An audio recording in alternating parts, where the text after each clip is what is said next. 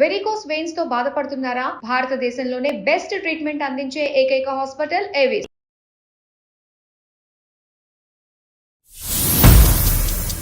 మా బాస్ ఎలాంటి వాడంటే అందరు అమ్మాయిల మీద కన్ను వేయడం కంటే నా మీద కన్ను ఎక్కువ ఉండేది అతనికి.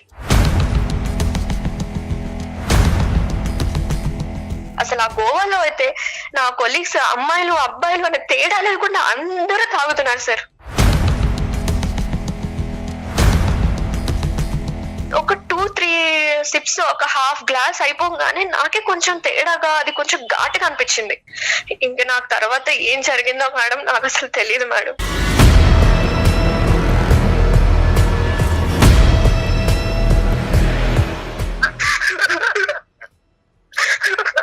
చెప్పినా ఏంటమ్మా, ఏం జరిగింది సహస్రా? నాకు తెలియకుండానే నా నోటీస్ లో లేకుండానే నేను ప్రెగ్నెంట్ అయ్యాను సార్.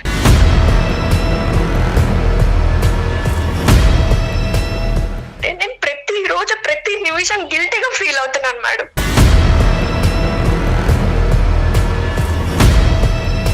ఈ ప్రెగ్నెన్సీ గురించి అమ్మా నాన్నకి చెప్పావమ్మా? ఎవరికి తెలీదా? లేదు సార్, ఎట్లా చెప్తాను సార్, వాళ్ళు తలెత్తుకోకుండా ఉంటారు సార్, నేను ఎలా చెప్పగలను?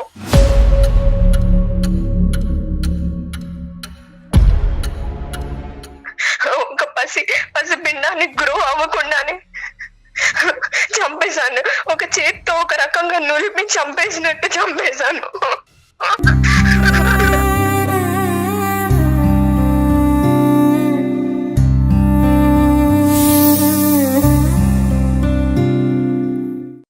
సుమన్ టీవీ ప్రెజెంట్స్ అందమైన జీవితానికి స్వాగతం.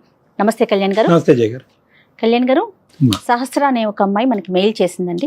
నెంబర్ ఆఫ్ మెయిల్స్ లో సహస్రాది మాత్రం తీసుకున్నాను. ఎక్స్పెక్టేషన్స్ కి అసలు అందని విషయం అనమాట. ఇలా కూడా జరుగుతున్నాయా అనే అంత ఆలోచన వచ్చిందండి నాకైతే. ఒక క్షణం నేను చదివింది కరెక్టా కాదని మళ్ళీ రీచెక్ చేశా.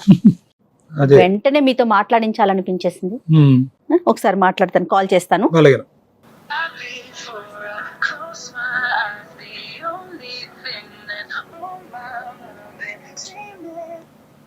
హలో హలో, సహస్ర అండి? అవునండి. సుమన్ టీవీ అందమైన జీవితం ప్రోగ్రామ్ నుంచి కాల్ చేస్తున్నానండి. హాయ్ మా. నమస్తే. నమస్తే సహస్ర. మీ మెయిల్ రీసెంట్ గానే చూసాను కానీ వెంటనే మీతో మాట్లాడాలి, డెఫినెట్ గా డాక్టర్ గారి సలహా మీకు చాలా అవసరం అనిపించింది సహస్ర, నాకైతే పర్సనల్ గా. రైట్, ఒకసారి కళ్యాణ్ గారితో మాట్లాడండి. నమస్తే సార్. నమస్తే అమ్మా. పేరు సహస్ర అమ్మా? నా పేరు సహస్ర సార్. నాకు 24 years సార్ నాది ఏజ్. ఓకే, చెప్పమ్మా. నాకు చాలా చాలా గిల్టీగా ఉంది మేడం, చాలా బాధగా ఉంది. అసలు బాధపడకమ్మా, బాధపడకు. చెప్పమ్మా, చెప్పమ్మా, దేని గురించి గిల్ట్?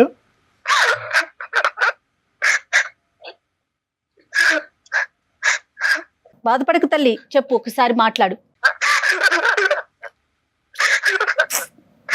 నేను చెప్పా కదండి, నేను 2 సార్లు రీచెక్ చేశా. చెప్పుమా. నేను ఒక ఇంటీరియర్ డిజైనర్ గా వర్క్ చేస్తున్నా మేడం బెంగళూరులో. Very good. నేను చాలా కామ్ గోయింగ్ అండ్ చాలా డెడికేటెడ్ పర్సన్ మేడం. వర్క్ పట్ల గానీ చాలా రెస్పెక్టబుల్ పొజిషన్ లో ఉన్నాను మేడం నేను. అలాంటి టైంలో నేను ఒక నిండు ప్రాణాన్ని, పసి పిండాన్ని నేను చేతులారా చంపేశాను మేడం.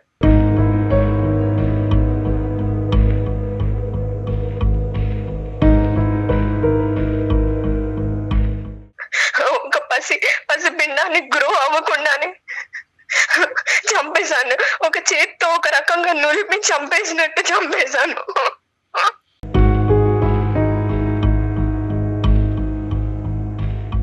చెప్పినా ఏంటమ్మా, ఏం జరిగింది సహస్ర? నువ్వేంటి, చంపేయటం ఏంటి? అసలు ఏం జరిగిందమ్మా, కొంచెం డీటెయిల్డ్ గా చెప్పు. ఓకే సార్, చెప్తాను. చెప్పాను కదా సార్, నేను ఇంటీరియర్ డిజైనర్ గా ఒక కార్పొరేట్ కంపెనీలో వర్క్ చేస్తుంటే, అయితే అసలు ఎందుకు ఇంత గిల్టీగా నిద్ర పట్టలేకుండా ఎందుకు ఇలా జరుగుతుందంటే సార్, నేను ప్రెగ్నెంట్ అయ్యాను సార్.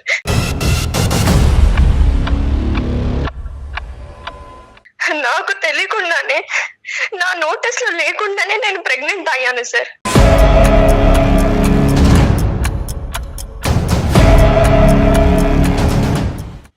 మీరు చెప్పండి సార్, అసలు ఒక నోటీస్ లేకుండా అసలు ప్రెగ్నెంట్ అవ్వడం అసలు ఏంటి చెప్తున్నారు ఇది అసలు ఇది కరెక్టేనా?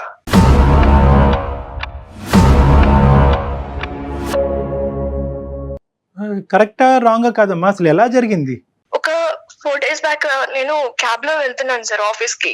ఓకే ట్రావెల్ చేస్తున్నా, డైలీ క్యాబ్ లోనే వెళ్తాను. ఓకే వెళ్తుంటే సడన్ గా నేను క్యాబ్ లో ట్రావెల్ చేస్తున్నప్పుడు ఫెయింట్ అయ్యి కళ్ళు తిరిగిపోయి అక్కడే పడిపోయాను క్యాబ్ లో. ఆ విషయం నాకు కూడా తెలియదు. హైదరాబాద్ అమ్మాయినమ్మా? సో మా క్యాబ్ డ్రైవర్ సడన్ గా నన్ను తీసుకెళ్లిపోయి హాస్పిటల్ కి షిఫ్ట్ చేసేసాడు. అక్కడ హాస్పిటల్ కి వెళ్ళి అడ్మిట్ అయిన తర్వాత కొంచెం సేపటికి నాకు డాక్టర్స్ కానీ అక్కడ నర్సెస్ కానీ కంగ్రాచులేషన్ అని చెప్తున్నారు నాకు. ఏమైంది, నాకెందుకు కంగ్రాచులేట్ చెప్తున్నారు మేడం మీరు? What I have done? నాకెందుకు? నేను హాస్పిటల్లో ఉండడం ఏంటి, నేను కళ్ళు తిరిగి పడిపోవడం ఏంటి అని వాళ్ళని క్వశ్చన్ చేశాను. లేదమ్మా ఇదిగో నీ రిపోర్ట్స్ ఇలా, నీ బ్లడ్ శాంపిల్స్ మేము టెస్ట్ చేసాము, ఇదిగో నీ రిపోర్ట్స్ ప్రెగ్నెంట్ అయ్యావు, పాజిటివ్ వచ్చింది అని చెప్పారు. నేను పాజిటివ్ అవ్వడం ఏంటి, మీరు ఎవరి రిపోర్ట్స్ ఎవరికి తెచ్చిస్తున్నారు? Might be reports miss match అయిపోయాయేమో, వేరే వాళ్ళ రిపోర్ట్ సినిమాలో చూపించినట్టు వాళ్ళ రిపోర్ట్ నాకు ఇచ్చారేమో, ఒకసారి చూసుకోండి అని వాళ్ళ మీద గోల పెట్టేశాను మేడం. లేదమ్మా ఇది నీ పేరే, చూడు సహస్ర ఉంది, నీ ఏజ్ ఉంది, మీ క్యాబ్ డ్రైవరే అడ్మిట్ చేశారు. లేదు ఇది నాది కాదు అని నేను అక్కడ అల్లరి చేసేసి నేను ఇంకా వెంటనే రిటర్న్ అయిపోయాను నా రూమ్ కి. నేను ఉండే హాస్టల్లో, బెంగళూరులో హాస్టల్లో ఉంటాను, నేను వెళ్ళిపోయాను. అసలు రూమ్ కి వెళ్ళి ఏడుస్తున్నాను మేడం, బాధపడుతున్నాను. నేను చేయడం ఏంటి, నేను ప్రెగ్నెంట్ అవ్వడం ఏంటి, నా శాంపిల్స్ టెస్ట్ చేసి నేను పాజిటివ్ అవ్వడం ఏంటి అని కంగారు పడుతున్నాను మేడం. నిద్ర పట్టట్లేదు నాకు. అసలు ఏం జరిగింది మొత్తం మళ్ళీ ఒకసారి నేను టెస్ట్ చేసుకున్నాను మేడం. టెస్ట్ చేసుకుంటే మళ్ళీ ప్రెగ్నెన్సీ పాజిటివ్ వచ్చింది.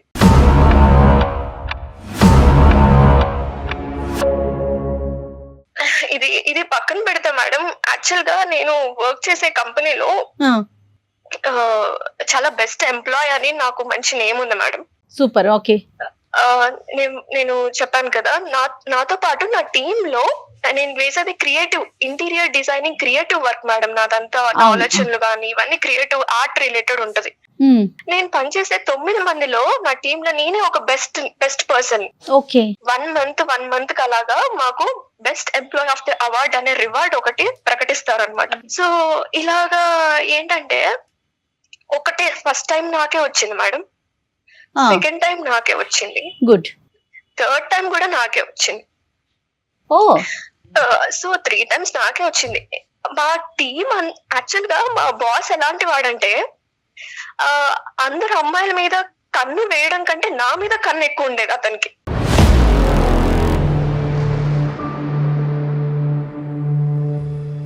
ఒక 2 months బ్యాక్ నాకు ఒకసారి ప్రపోజ్ కూడా చేశాడు. నా క్యాబిన్ లో నేను బేలో కూర్చున్నప్పుడు కూడా నన్ను చూసుకుంటూ వెళ్ళడము, ఎప్పుడెప్పుడు ఈ అమ్మాయి ఖాళీగా దొరుకుతుందా, ఎప్పుడెప్పుడు తినని ముట్టుకుందామా అన్న ప్రయత్నంలో ఉంటాడు మేడం అతను. అతని బిహేవియర్ చూస్తుంటే అలా అనిపించేది నాకు. అతనికి 35 years ఉంటాయి మేడం. మ్యారీడేనా? మ్యారీడే మేడం. నీ వయసు ఎంత అమ్మా? నాది 24 సార్. తప్పుగా అనుకోకమ్మా, నీకు ఎవరైనా బాయ్ ఫ్రెండ్స్ అదేమన్నా ఉన్నారా? లేదు సార్, నేను అసలు ఇప్పటి వరకు రిలేషన్ లో ఎవరితో లేను. అమ్మ నాన్న ఎక్కడ ఉంటారమ్మా? మా మదర్ ఫాదర్ హైదరాబాద్ లోనే ఉంటారు సార్. మా ఫాదర్ వచ్చేసి ఒక ప్రైవేట్ బ్యాంక్ ఎంప్లాయ్ లో తన మేనేజర్, బ్యాంక్ ఎంప్లాయ్ తను. ఈ ప్రెగ్నెన్సీ గురించి అమ్మ నాన్నకి చెప్పావమ్మా? ఎవరికి తెలీదా? లేదు సార్, ఎట్లా చెప్తాను సార్, వాళ్ళు తలెత్తుకోకుండా ఉంటారు సార్, నేను ఎలా చెప్పగలను?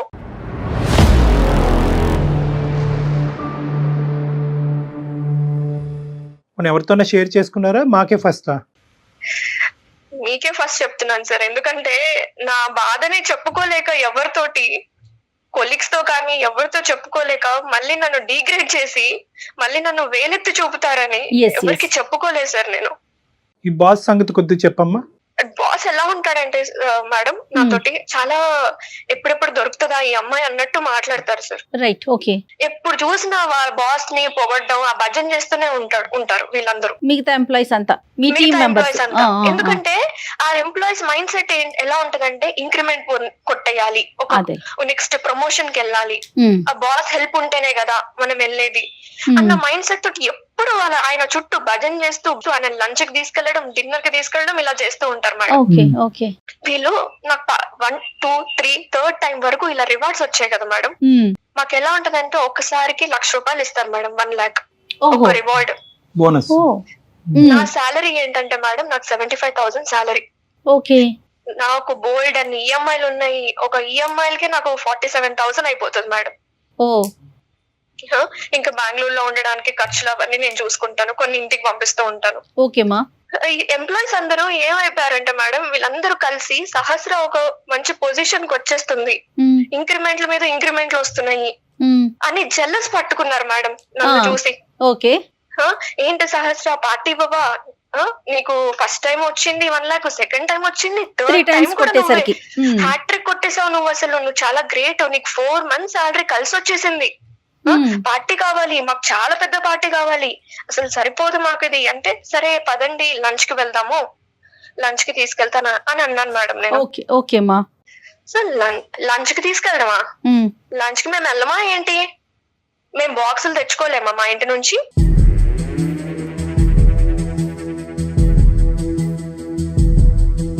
మేము ప్రిపేర్ చేసుకొని తెచ్చుకుంటాం. సరే డిన్నర్ కి వెళ్దాము, ఈ లంచ్ లో ఫుడ్లు మాకొద్దు, ఎక్కడికన్నా దూరంగా మంచిగా అవుటింగ్ కి వెళ్దాం.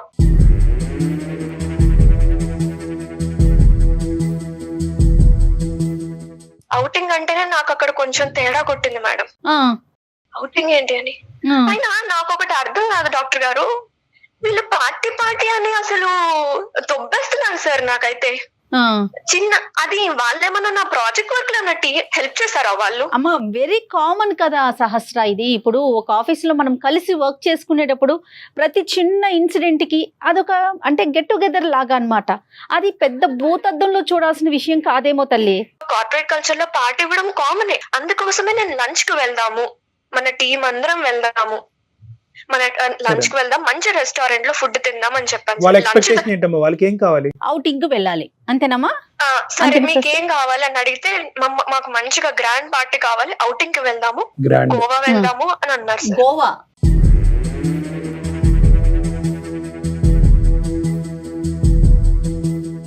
మేము బూస్ట్ చేయాలి, మేము ఆల్కహాల్ కన్స్యూమ్ చేసుకోవాలి, అక్కడ ఎంజాయ్ చేయాలి అన్నారు సార్. టీమ్ లో మొత్తం ఎంత మంది అంటే అమ్మాయిలు అబ్బాయిలు ఉన్నారమ్మా? అబ్బాయిలు అమ్మాయిలు ఇద్దరు ఉన్నారు మేడం. Okay okay. అనగానే నేను ఆల్కహాల్ తాగను కదా, బట్ నేను ఎలా వస్తాను అంటే, సరే నువ్వు ఆల్కహాల్ తీసుకోకు, మేము బూస్ట్ చేస్తాము, మీరు జస్ట్ కంపెనీ సహస్ర నువ్వు అంతే. నువ్వు తీసుకో కానీ మామూలుగా జనరల్ గా మీ పార్టీస్ లో ఆల్కహాల్ ఉంటదమ్మా, మద్యపానం ఉంటదా? ఉంటది సార్, ఉంటది. సో ఇదేం కొత్త ఏం కాదు, వాళ్ళు అడిగింది కూడా వాళ్ళు అడిగింది మాత్రం కొత్త ఏం కాదు. ఎటొచ్చి నువ్వు తాగవన్నదే అందరికీ తెలుసు. నేను తాగను, నాతో పాటు నేను కొంచెం క్లోజ్ గా ఉండే ఒక అమ్మాయి ఉంటది నా పక్క క్యాబిన్ లో, కావ్య అని, ఆ అమ్మాయితోనే కొంచెం షేర్ చేసుకుంటూ ఉంటాను. అసలు నన్ను ఊపిరి ఆడలేవులేదు సార్. అసలు ఇంకా వచ్చేంత వరకు ఇంకా వాళ్ళు ఫ్లైట్ టికెట్స్ అన్ని వాళ్ళు బుక్ చేసేసారు. మేము ఇలా చేసేస్తున్నాం, చేసేసిన తర్వాత నాకు స్క్రీన్ షాట్ పెట్టేశారు. Right, okay. So you are compelled to go అంతే. ఓవర్ నైట్ అమ్మా, ఓవర్ నైట్ స్టే అది? అవును sir, overnight stay 2 days కి ప్లాన్ చేశారు సార్. వెళ్ళడము, అక్కడ ఒక రోజు స్టే చేయడం, మళ్ళీ రిటర్న్ అవ్వడము. సో ఇంకా నేను అక్కడ పార్టీ కల్చర్ లో కూర్చున్నాం సార్. వీళ్ళందరూ తాగుతున్నారు. అసలు ఆ గోవాలో అయితే నా కొలీగ్స్ అమ్మాయిలు అబ్బాయిలు అనే తేడా లేకుండా అందరూ తాగుతున్నారు సార్, నేను ఒక్కదాన్ని తప్ప.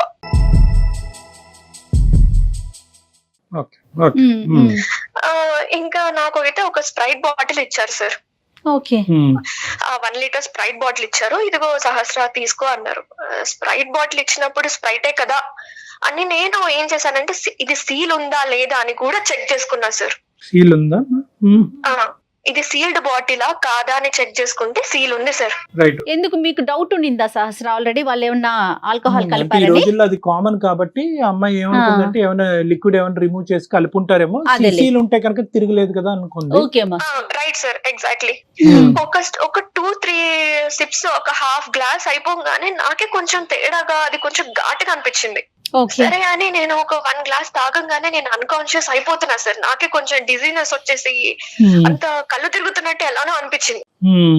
ఇంకా నాకు తెలియకుండానే అన్ఇంటెన్షనల్ గా నేను ఒక గ్లాస్ కాకుండా ఇంకొక గ్లాస్ తాగుతూనే ఉన్నా సార్.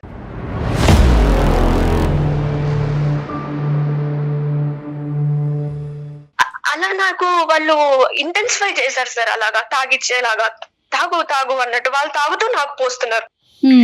అయితే నేను ఆ సబ్ కాన్షియస్ అయ్యే టైంలో నేను చూసుకుంటే ఏంటంటే ఆ టేబుల్ మీద కొంచెం కొంచెం ఆ స్ప్రైట్ లో నుంచి కారుతున్నట్టు, ఎవరో ఒక బాటిల్ ఒలకపోస్తే, గ్లాస్ తెలియకుండా ఒలకపోస్తే టేబుల్ మీద అంతా ఎలా స్ప్రెడ్ అయిపోతుందో మేడం, అలా స్ప్రెడ్ అయిపోయింది ఆ టేబుల్. బాటిల్ నుంచి లీక్ అవుతుందమ్మా? బాటిల్లో లీకేజ్ ఉంది.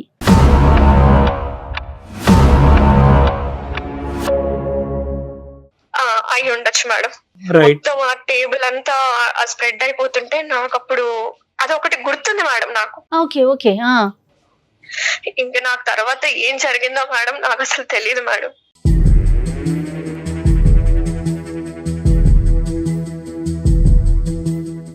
ఏం జరిగిందని ఆలోచించుకుంటే నేను రీసెంట్ టైమ్స్ లో ఎవరెవరిని కలిసాను, ఎవరెవరు నన్ను కలిసారు అని ఆలోచించుకుంటే గోవాకి గుర్తొచ్చింది మీకు. ఈ బాస్ కూడా వచ్చాడా? బాస్ కూడా వచ్చారమ్మా? నాకు తెలియదు మేడం మీరు అన్నట్టు. అయితే నాకు కూడా ఇలాగే డౌట్ వచ్చింది మేడం, ఇలాగే బాస్ కూడా వచ్చాడా ఏంటి అని. అయితే నేను చెప్పాను కదా మేడం, నా పక్క బేలో ఉండే కావ్య అనే అమ్మాయి నాకు కొంచెం క్లోజ్ గా ఉంటది కాబట్టి నాకు జరిగిన తర్వాత వెళ్ళిపోయాను ఇంటికి. మొన్న వెళ్ళి తనని కలిసి చెంపబెట్టి ఒక్కటి కొట్టేశాను మేడం గట్టిగా. అసలు ఏం జరిగింది నువ్వు చెప్తావా చెప్పవా, ఆ రోజు ఏం జరిగింది, నన్ను ఏం చేశారు, నేను తాగిన తర్వాత అన్కాన్షియస్ అయ్యా, అక్కడి వరకే నాకు గుర్తుంది, తర్వాత ఏం చేశారు నన్ను చెప్తావా చెప్పవా అని బతిమలాడుకున్నాను మేడం. తర్వాత అమ్మాయి అసలు నోరిప్పట్లేదు, ఏం చెప్పట్లేదు మేడం అసలు. సో తనకంతా తెలిసేమో అని నేను ఇంకా తన కాళ్ళు కూడా పట్టుకున్నా మేడం, చెప్పమ్మా ప్లీజ్ ఏమైంది అని. అప్పుడు తను ఓపెన్ అప్ అయింది మేడం నా బాధను చూడలేక. ఓకే. అవును సహస్ర, పార్టీకి వెళ్ళాము, తర్వాత నిన్ను ఒక రూమ్ కి తీసుకెళ్లారు, షిఫ్ట్ చేశారు.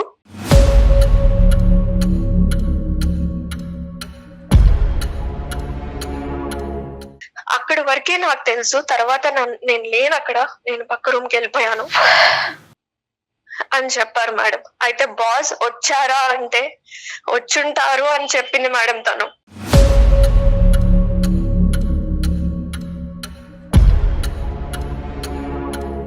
కదమ్మా, ఒక సీల్ తీనటువంటి బాటిల్ నుంచి ఎలా మిక్స్ చేస్తారమ్మా? నా అనుమానం అయితే ఆ టేబుల్ అంతా కారిపోయింది కాబట్టి సీల్ బాటిల్ అయితే అలాగే ఉంది సార్, కానీ ఏమన్నా ఇంజెక్ట్ చేసి ఉంటారనా? అయి ఉండొచ్చు సార్, ఇంజెక్ట్ చేసి ఉంటారు.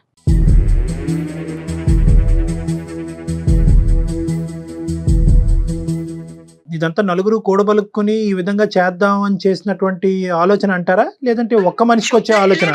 లేకపోతే బాస్ ఇనిషియేషన్ తీసుకొని ఇలా పార్టీ అడుగు వెళ్ళండి అని చెప్పుండొచ్చేమో సార్. ఐడియా ఒక్కళ్ళది అయ్యి ఉండొచ్చు, ఆచరించినటువంటి వాళ్ళు చాలా మంది అయ్యి ఉండొచ్చు అని అనిపిస్తుంది కదమ్మా? నాకు అనిపిస్తుంది సార్. అవును. రైట్. ఇది కాకుండా ఇంకేదైనా కొరిలేట్ చేసుకోగలుగుతున్నామా, లేదంటే ఎంత ఆలోచించినా కూడా ఈ ఒక్క సంఘటన బట్టే కొరిలేషన్ వస్తుంది? ఎందుకంటే ఇలాంటి పార్టీలు పదే పదే జరగవు నీ జీవితంలో. ఈ స్థాయి పార్టీ బహుశా ఇది ఒక్కటే అయి ఉంటుంది కాబట్టి. నాకు మీరు అంటున్నట్టు కోరిలేట్ చేసుకోవాల్సిన ఒక గెస్సింగ్స్ గానీ సజెషన్స్ గానీ ఎక్కడ కనిపిస్తున్నాయి అంటే సార్, ఆ అమ్మాయి దగ్గరికి వెళ్ళినప్పుడు అవును నిన్ను ఒక రూమ్ కి తీసుకెళ్లారు, ఇంకంతే, ఇట్స్ క్లియర్ అమ్మా, తీసుకెళ్లారు. అలాగే ఆ బాసే ఇనిషియేట్ చేసి ఉంటాడు, అతను కూడా గోవా వచ్చి ఉంటాడు సార్ డెఫినెట్ గా. నేనైతే అబార్షన్ చేయించేసుకున్నా సార్, ఎందుకంటే ఇంకా నా లైఫ్ ఏముండదు సార్, ఇంకా నా లైఫ్ క్లోజ్ అయిపోయినట్టే. ఆ లోపల ప్రాణాన్ని నేను ఇంకా గ్రో చేస్తూ ఉంటే ఒక్కొక్క రోజు పోయే కొందికి, రోజులు గడిచే కొందికి ఇంకా నేనే డేంజర్ జోన్ లో పడుతున్నా సార్.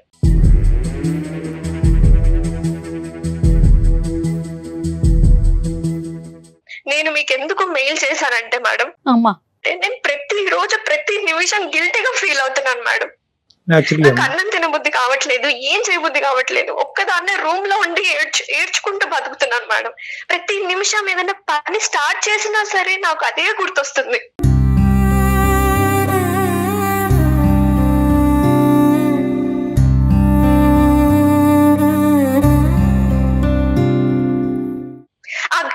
అనేది నాకు లేకుండా మీరు ఎలాంటి సలహా చెప్పినా సరే నేను దాన్ని యాక్సెప్ట్ చేస్తాను సార్.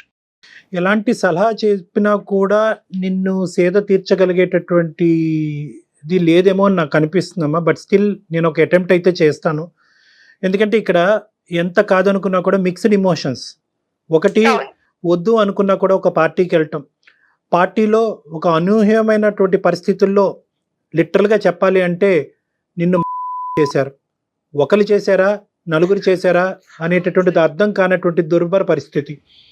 ఒకరు చేస్తే ఎంతమంది సహకరించారు అనేటటువంటి పరిస్థితి. సో ఇలాంటి రకరకాల ప్రశ్నలు, వేధింపులు, ఆలోచనల మధ్యలో ఈరోజు నువ్వు గర్భవతి అవటం అనేటటువంటిది ఆ పుండు మీద చాలా కారం జల్లినట్టు అయింది. గర్భవతిగా ఉండటానికి నేను సమాజంలో తలెత్తుకోలేను, నా తల్లిదండ్రులకి సమాధానం చెప్పుకోలేను. ఏ తప్పు చేయనటువంటి నేను ఈరోజు ఒక పసికొందును నేను భూప్రపంచం మీద తీసుకొచ్చి వాళ్ళకి ఏం సమాధానం చెప్తాను అనేటటువంటి ఆలోచనతో నీకు ఇష్టం లేకపోయినా నిన్ను నువ్వు చంపుకోవటం అనేటటువంటిది ఇంకా ఈజీ ఏమో, అలాంటి ఆలోచనతో నువ్వు అబార్షన్ చేయించుకున్నావు. అది కూడా చేయడానికి ట్రై చేశాను సార్, కానీ నేను అంత ఏదో సాధించాలి నా పేరెంట్స్ ఏమైపోతారు సార్, అది కూడా ఆలోచించుకోండి అమ్మా. ఇప్పుడు ఏంటంటే బహుశా నేను ఇలా లిస్ట్ చేసుకుంటూ పోతే కనుక దెబ్బ మీద దెబ్బ లిటరలీ ఏంటంటే నువ్వు మానసికంగా శారీరకంగా చచ్చిపోయిన పరిస్థితి ఏర్పడిందమ్మా ఇప్పుడు. అవును సార్, అవును. కాబట్టి నేను ఇందాక చెప్పే ముందే నిన్న ఒక మాట అన్నాను, బహుశా ఏ విధంగా నేను నీకు మాట్లాడగలిగితే కనుక నీ మనసులో వేదన బాధ తగ్గుముఖం పడుతుంది అనేటటువంటిది. బట్ స్టిల్ నేనేమనుకుంటున్నానంటేనమ్మా, టుడే యు ఆర్ సేఫ్.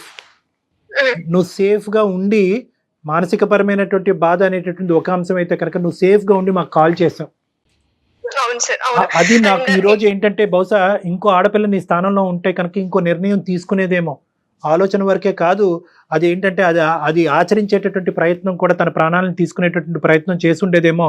ఈరోజు నువ్వు మాకు ఫోన్ చేయటం అన్నది నిజంగా నేను చాలా ఆనందపడుతున్నానమ్మా. Thank you. నిన్ను ఏం చేసుకోకుండా ఈరోజు ఇక్కడైనా నాకు ఒక సలహా సూచన దొరుకుతుందేమో.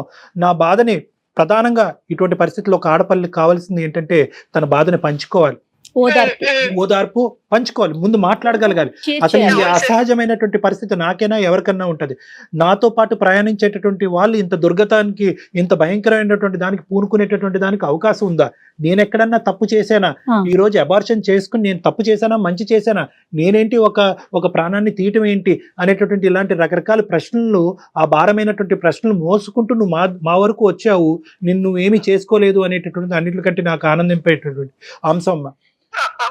నీలాంటి పరిస్థితిలో ఉన్న ఆడపిల్లని ఫస్ట్ ప్రధానంగా నేనేమని చెప్తానంటే, ఇది నీకు జరిగింది ఎవరికి జరగకూడదు అంటే కనుక ఈ ప్రయాణం ఇక్కడి వరకు ఆగకూడదమ్మా. నీకు జరిగింది వేరే వాళ్ళకి జరగకూడదు అంటే కనుక ఇది గోప్యంగా దీన్ని ఇన్వెస్టిగేషన్ వరకు తీసుకెళ్ళగాలి, పోలీసుల వరకు తీసుకెళ్ళటం అనేది చాలా ఇంపార్టెంట్. సార్ లేదు సార్, కానీ అది మాత్రం చెప్పకండి సార్ ప్లీజ్. ఎందుకంటే నాకు ఆ పోలీస్ స్టేషన్ కి వెళ్ళి ఈ క్రైమ్ నన్ను నేను ఫేస్ చేసుకోవడానికి నాకంత ఇప్పుడు లేదు సార్ అంతా. అమ్మా ఆ మాట కూడా ఏ ఆడపిల్లకు కూడా, నీ స్థానంలో నిలబడినటువంటి ఏ ఆడపిల్లకు కూడా పోలీస్ స్టేషన్ వరకు వెళ్ళి మళ్ళీ ఈ కథ అంతా చెప్పి నువ్వే తప్పు చేసేవేమో, నీకెంతమంది బాయ్ ఫ్రెండ్స్ ఉన్నారు అనేటటువంటి ఇలాంటి రకరకాల ప్రశ్నలు, అనుమానాలు, ఇన్వెస్టిగేషన్స్ తట్టుకోలేక ఏ ఆడపిల్ల వెళ్ళటానికి ఇష్టపడదమ్మా. సహస్ర ఒకటే కాదు, ఈ పరిస్థితిలో ఉన్న ఏ ఆడపిల్ల ఎక్కడికన్నా వెళ్తాదేమో కానీ పోలీస్ స్టేషన్ వరకు వెళ్ళటానికి ఇష్టపడలేదు. కానీ నువ్వు అడిగినటువంటి రెండు అంశాల్లో ఒక ముఖ్యమైనటువంటి అంశం, నాలాంటిది వేరే ఆడపిల్లకి జరగకూడదు అంటే కనుక దానికి ఇది ఒక సొల్యూషన్ అన్నట్టుగా నేను చెప్తున్నాను. ఇది ప్రధానమైనటువంటి సొల్యూషన్ గా చెప్తున్నాను. ఎందుకంటే నీ ఆఫీస్లో వేరే ఆడపిల్లలు ఉన్నారు. ఇప్పుడు నువ్వు రేపు రిజైన్ చేసావనుకో, ఆ స్థానంలో వచ్చి కూర్చునేటటువంటి వేరే ఆడపిల్లలకి జరగదు అనేటటువంటి గ్యారంటీ ఏంటి? పోలీస్ స్టేషన్ అనగానే తను పోలీసులు మగవారే ఉంటారు అనుకుంటుందేమో. షీ టీమ్స్ ఉన్నాయి అమ్మా ఇప్పుడు ఇవాళ రేపు మనకి. ఇప్పుడు ఏంటంటే తన ఆలోచన ఏంటంటే కనుక ఇప్పుడిప్పుడే ఇది ఏంటి, ఇది ఏం జరిగింది అనేటటువంటి ఒక క్లారిటీ వస్తుంది. ఎందుకంటే ఇప్పుడుకొచ్చి నువ్వు ఎవరితోనే మాట్లాడలేదమ్మా. ఫస్ట్ టైం నువ్వు మాతో మాట్లాడటం వల్ల నీకు ఒక డిఫరెంట్ వ్యూ పాయింట్, ఒక డిఫరెంట్ ఆలోచన. బహుశా నేను ఒక్కదాన్నే కాదు, ఇలాంటి సఫర్ అయ్యేటటువంటి చాలా మంది ఆడపిల్లలు ఉన్నారు, వాళ్ళు ఏం చేసుంటారు అనేటటువంటిది మొట్టమొదటిసారిగా నువ్వు మా నోటి వెంట వింటున్నావు. కాబట్టి నువ్వు కూల్గా కూర్చొని ఆలోచిస్తే కనుక ఓహో బహుశా నేను ఇలా చేయొచ్చు, నేనేమి ఇక్కడ తప్పు చేయలేదు. ప్రధానమైనటువంటి అంశం నువ్వు ఇక్కడ గుర్తుపెట్టుకోవాల్సింది ఏంటంటే, సహస్ర అనేటటువంటి ఈ అమ్మాయి ఏ తప్పు చేయలేదు, ఇంక్లూడింగ్ ఏ తప్పు చేయలేదు. నువ్వు ఎప్పుడు కరెక్ట్గా నీ తల్లిదండ్రులు ఏ నమ్మకంతో అయితే కనుక నేను బెంగళూరు పంపించి అక్కడ ఒంటరిగా నీ చేత ఉద్యోగం చేపిస్తున్నారో, నీ కళనే నువ్వు నమ్ముకున్నావు, నీ కెరియర్ని నేను నమ్ముకున్నావు, కాబట్టి దాని మీద నువ్వు నిలబడ్డావు. సో అప్పుడు సహస్ర ఒకటే, ఇప్పుడు సహస్ర ఒకటే. ఎప్పుడు కూడా నువ్వు క్లియర్ అండ్ క్లారిటీగానే ఉన్నావు, నువ్వు ఎప్పుడు కూడా ఆనిముత్యంలాగే ఉన్నావు. కాబట్టి నువ్వు బాధపడవలసినటువంటి అవసరం లేదు. నెంబర్ 1, పోలీసుల వరకు వెళ్ళటం అనేటటువంటి అంశం వెనకతల చాలా ఇంపార్టెంట్ ఆస్పెక్ట్ ఉందమ్మా. అంటే నన్ను ఇలా చేసినటువంటి వాళ్ళు శిక్షించడం అనేటటువంటిది కాదు. ఇలా చేయకపోతే కనుక, నువ్వు అలా నమ్మి ఆ దారిలో వెళ్ళకపోతే కనుక రేపొద్దున వాళ్ళు ఏమనుకుంటారు, ఓ ఆడపిల్లలు అంటే కనుక మనం ఇలా వాడుకోవచ్చు. పార్టీలో అనేటటువంటి మభ్య పెట్టి వాళ్ళని ప్రెషర్ పెడితే కనుక, అయ్యో పార్టీ ఇవ్వకపోతే కనుక నాతో పాటు ప్రయాణం చేసేటటువంటి వాళ్ళు దూరం అవుతారేమో, వాళ్ళు నేను పీనాసిలా కనిపిస్తానేమో, ఇంకో విధంగా కనిపిస్తానేమో అనేటటువంటి ఉద్దేశంతో ఆడపిల్లలు ఇలా లొంగిపోతారన్నమాట అనేటటువంటి మెసేజ్ నువ్వు వాళ్ళకి ఇస్తున్న దాని అవుతావు. రేపొద్దున ఆడపిల్లల్ని ఏ విధంగా వాడుకోవచ్చు అనేటటువంటి ఆలోచనను వాళ్ళకి ఇస్తున్నాం. రేపొద్దున మనం ప్రత్యక్షంగా కలపకపోయినా, వాళ్ళు మందు కొట్టకపోయినా, తాగకపోయినా కూడా ఇలా మభ్యపెట్టి మాయ చేసి ఈ విధంగా మత్తు పానీయాలు ఇచ్చి ఆడపిల్లను మనం లొంగ తీసుకోవచ్చు అనేటటువంటి మెసేజ్ మనకి ఇస్తున్నాం. ఈ రోజు సహస్ర ఇంది, రేపు ఇంకొక అమ్మాయి అవుతుంది, ఆ ప్లేస్ లో ఇంకొక అమ్మాయి ఉండొచ్చు కదా అనేసి అంటున్నారమ్మా. అందుకోసమే నేను ముందుకు వచ్చాను మేడం. బట్ ఈ పోలీసులు క్రైములు మాత్రం అసలు చెప్పకండి మేడం. మా వ్యవస్థ చాలా మారింది తల్లి. వ్యవస్థ, దయచేసి నా మాట ఒక్కసారి నమ్ము. నువ్వు ఎంత చీదరించుకున్నా, ఎంత అసహించుకున్నా, ఎంత కరెక్ట్ కాదు అనుకున్నా, నా సబ్జెక్ట్ ఎంత బహిర్గతం అవుతుందని నీకు అనుకున్నా కూడా వ్యవస్థ చాలా మారింది. అన్నీ కూడా చాలా గోప్యంగా ఉంటుంది. ఒక ఆడపిల్లకి ఇచ్చేటటువంటి ప్రైవసీ బహుశా ఈ రోజుల్లో మన ఉండేటటువంటి వ్యవస్థలో చాలా ఇంపార్టెంట్ ఆస్పెక్ట్ కింద మారిపోయింది. సో ఎవరికి కూడా మూడో కంటికి తెలియకుండా కూడా ఇన్వెస్టిగేషన్ నడిపించవచ్చు. అందరినీ ఎవరైతే ఉన్నారో వాళ్ళని అందరినీ కూడా బోన్లోకి లాగచ్చు, శిక్షించవచ్చు. రేపొద్దున సమాజానికి చాలా మంచి సేవ చేసేటటువంటి ఒక గొప్ప వ్యక్తిగా నువ్వు మారుతావు. సో దీనంతటి వల్ల నాకేంటండి అని నువ్వు అడగచ్చు. నీకేంటంటేనమ్మా, నువ్వు అప్పుడు ఎప్పుడు కూడా నువ్వు పెర్ఫెక్టే. నువ్వు బాధపడవలసినటువంటి అవసరం లేదు. ఎటొచ్చి బిడ్డని చంపుకున్నాను సార్ కాబట్టి నేను అబార్ట్ చేసుకోవటం అనేది, నేను ప్రాణాన్ని తీసుకోవటం అంటే కనుక దానికి ప్రాణాన్ని తీసేయటం అనేటటువంటి ఒక లేబుల్ పెడితే కనుక గిల్ట్తో చచ్చిపోతావమ్మా. నిన్ను నువ్వు కాపాడుకునేటటువంటి ప్రయత్నంలో నువ్వు ఆ ఆలోచన రావటంలో, ఆ ఆలోచన నీకు రావటం ఎటువంటి తప్పు కాదమ్మా. నేను అనుకోవటం ఆలోచన తప్పు కాదు. ఎందుకంటే కనుక ఈరోజు నీ తల్లిదండ్రులకు నువ్వు సమాధానం చెప్పుకోవాలి, సమాజానికి సమాధానం చెప్పుకోవాలి. రేపొద్దున పెళ్లి అనే భవిష్యత్తు నీకు ఉంది. రాబోయేటటువంటి భర్తకు నువ్వు సమాధానం చెప్పుకోవాలి. ఒక బిడ్డను తీసుకుని నడి సమాజంలోకి నువ్వు వెళ్తే కనుక ఈ సమాజం నిన్నేం గౌరవంగా చూడదమ్మా. నిన్నేమంటది అంటే, అదిగో ఏదో తప్పు చేసింది కాబట్టి ఈరోజు బిడ్డను ఎత్తుకుని తిరుగుతుంది, ఈ అమ్మాయి తప్పుడు మనిషి అని చెప్పి ఏ క్యారెక్టర్ అయితే కనుక నువ్వు నీ తల్లిదండ్రులు ఎప్పుడు కూడా కల్లో కూడా ఊహించుకోరో ఆ ముద్ర నీ మీద పడబోతుంది. కాబట్టి ఈరోజు నువ్వు సమయస్ఫూర్తితోనే ఒక ఆలోచన చేసావని నేను అంటున్నానమ్మా. ఒకప్పుడు నువ్వు అబార్ట్ చేసుకోకుండా మా దగ్గరకు వచ్చుంటే కనుక, తల్లి ఇది నీ ఇష్టం, నీ ఆలోచన బట్టి నువ్వు నిర్ణయం తీసుకో, మేము దాని మీద ప్రెషర్ చేయలేము, అలా చేయటం అనేటటువంటి చట్టరీత్యా వ్యతిరేకం అని చెప్పుండేవాళ్ళం. కానీ నువ్వు ఆల్రెడీ ఒక నిర్ణయం తీసుకుని దాన్ని ఆచరించావు కాబట్టి నువ్వు చేసినటువంటి దాంట్లో గిల్ట్ ఫీల్ అవ్వాల్సినటువంటి అవసరం లేదు. నిన్ను, నీ కుటుంబాన్ని, నీ ఫ్యూచర్ని కాపాడుకునేటటువంటి ప్రయత్నంలో నువ్వు తీసుకున్న నిర్ణయం కాబట్టి దాన్ని నేను తప్పుగా అయితే నేను భావించట్లేదు, ఆ విధంగా నేను చూడట్లేదు. ఇంతకు ముందు మీరు కాల్ చేయక ముందు కూడా నాకు అదే గిల్ట్ ఉంది సార్. ఇప్పుడు మీతో మీరు చెప్పే సలహా కానీ, మీరు నన్ను మోటివేట్ చేసే మాటలు కానీ నాకు కొంచెం ఇప్పుడు మనశ్శాంతిని ఇస్తుంది సార్. రిమూవ్ దట్ మాస్క్ అమ్మా. నువ్వేం తప్పు చేయలేదు. ఎటొచ్చి నీ ఎజెండా ఒక్కటే. నీ ఎజెండా ఈ రోజు ఏదన్నా ప్రైమరీ గారు ఈ రోజు మాట్లాడుకుంటే నాకు 0.5% కూడా 0.05% కూడా నాకు ఈ రోజు సహస్ర తప్పు చేసినట్టు నాకు అనిపించట్లేదు. ఇలాంటివి జరిగినప్పుడు గొంతు విప్పి మాట్లాడండి. మీ మనసులో ఉండేటటువంటి బాధని నీకు నచ్చినటువంటి వాళ్ళని చెప్పండి. ఒకప్పుడు అవకాశం ఉంటే కనుక నిన్ను ఇబ్బంది పెట్టేటటువంటి వాళ్ళని శిక్షించి రేపొద్దున వాళ్ళకి బుద్ధి వచ్చేటటువంటి విధంగా ఈ ప్రాసెస్ కంటిన్యూ అవ్వకుండా అరికెట్టేటటువంటి ప్రయత్నం కూడా మీరు చేయండి. చాలా ముఖ్యమైనటువంటి అంశం ఉంది. నువ్వు ఎక్కడన్నా ఒక ఆలోచనలో ఒక చిన్నపాటి తప్పిదం జరిగింది అంటే కనుక అక్కడే జరిగింది. నీ భావం గురించి, నీ యొక్క వ్యక్తిత్వం గురించి, నీ మనసులో ఉండేటటువంటి ఆలోచన గురించి ఎప్పుడు కూడా ఏ ఆడపిల్లైనా నిలబడాలమ్మా. నాకు పార్టీలు నచ్చవంటే నచ్చవు, అంతే, ఫుల్ స్టాప్. నో అంటే నోనే. రండి, ఒక బిర్యానీ ప్యాకెట్ తెచ్చుకుని ఇక్కడ టేబుల్ మీద కూర్చొని తిందాం సరదా.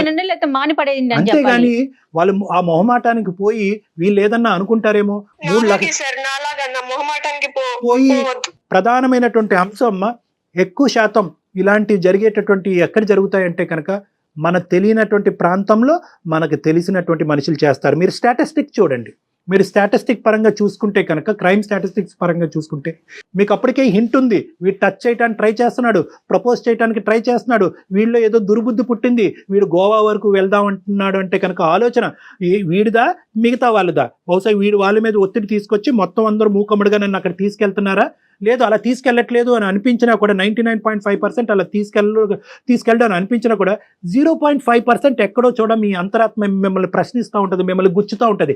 దాన్ని నమ్మండి. 0.5% డౌట్ వచ్చినా కూడా, అరే బాబు మీ పార్టీలకు ఒక దన్న, నేను ఎక్కడికి రానురా, కావాలంటే ఇక్కడ తిందాము, నేను ఇలా వెళ్తున్నానంటే తెలిస్తే కనుక మీ అమ్మ నాన్నమే తోసేయండి. మా అమ్మ నాన్న నన్ను నరికి పోగులేస్తారు, నేను రాను, నాకు అది అలవాట్లేదు, అది మా సాంప్రదాయం కాదు, మా పద్ధతి కాదని చెప్పి కొట్టిపారు.